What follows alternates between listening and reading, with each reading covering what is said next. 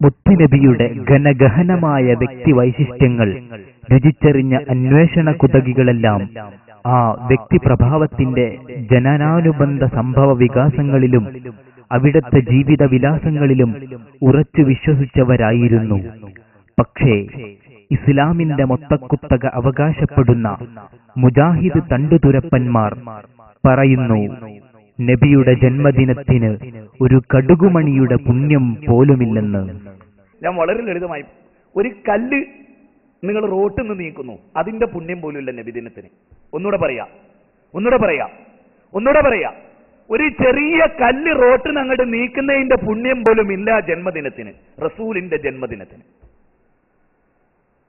ഇനി ഒന്നുകൂടെ ക്ലിയറായി പറയാം, ഒരു നഖം വെട്ടിക്കളയുന്നതിന്റെ പുണ്യം പോലുമില്ല. മനസ്സിലായോ? ഒരാളെ നോക്കി അസ്സലാമു അലൈക്കും എന്ന് പറയുന്നതിന്റെ പുണ്യം പോലുമില്ല.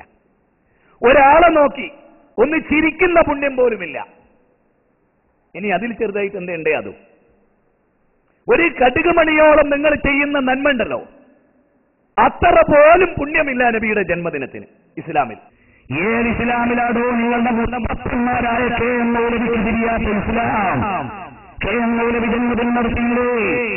റബീഉൽ അവ്വലിന് ജന്മദിനം മദ്രസയിൽ നടത്തിയെന്ന് കേരള നദുവത്തുൽ മുജാഹിദിന്റെ ചരിത്രബുക്കിൽ എഴുതിയിട്ടില്ലേ? അന്ന് നിങ്ങളുടെ മതം എവിടെ പോയിരുന്നു? ഇടക്കൂടി ഒരു കാര്യം ഞാൻ പറയാൻ ഉദ്ദേശിക്കുന്നു. ജമാഅത്തെ ഇസ്ലാമിക്കാരന് പത്രമുണ്ട്, മാധ്യമം.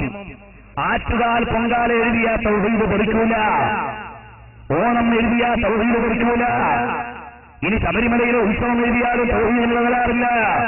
ഇന്ന് നബിദിനമാണെന്ന് എഴുതിയാൽ മാധ്യമക്കാരന്റെ തൗഹീദ് പഠിക്കും. എവിടുന്ന് കിട്ടിയ തൗഹീദാണ്? ലോകത്ത് സൂര്യൻ ഉദിച്ചതിൽ കിട്ടിയ ഏറ്റവും നല്ല ദിവസമേതാണ്? നബിദിനങ്ങൾ ജീവിച്ച ദിവസങ്ങളാണ്.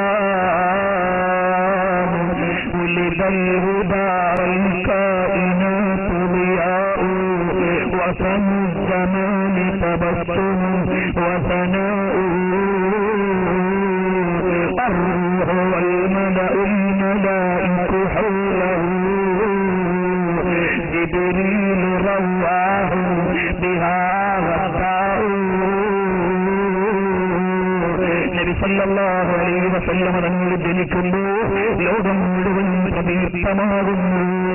രാവിലെയും വൈകുന്നേരവും ജിബ്രീൽ അലൈഹിസ്സലാം വരുന്നു, മലായികത്ത് സന്തോഷിക്കുന്നു. അങ്ങനത്തെ ദിവസമാണ് ലോകം മുഴുവനും സന്തോഷിച്ചുപോയി. സ്വർഗം അലങ്കരിക്കപ്പെട്ടുപോയി. ലോകത്തുള്ള ബിംബാരാധകരുടെ ബിംബങ്ങൾ മറിഞ്ഞുപോയി. ഇതൊക്കെ ഇമാങ്ങൾ അടയാളപ്പെടുത്തി.